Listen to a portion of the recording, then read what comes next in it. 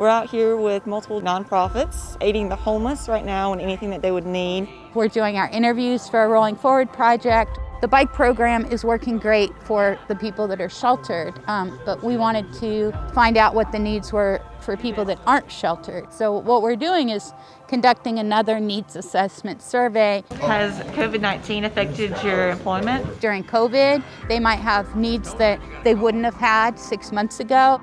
We will take this research, and through that, we will know the needs of what the homeless need right now during COVID-19. All the ones I've done this morning, everybody's mentioning the lack of work. The fact that the restaurants where a lot of these folks work were shut down for so long, it seems to be problematic.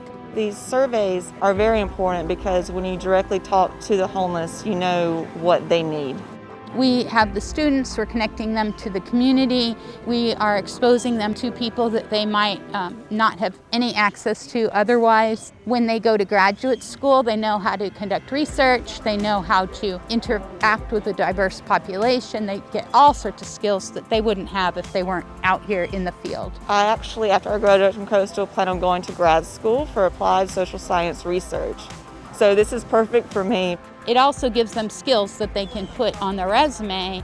Out of classroom experience, I think, is essential to going into the work field after graduation. I think it's phenomenal that Dr. Southworth has given me the opportunity to work with the Rolling Forward Project. It's the best part of my job. I love it. Students love it. I haven't heard any complaints ever.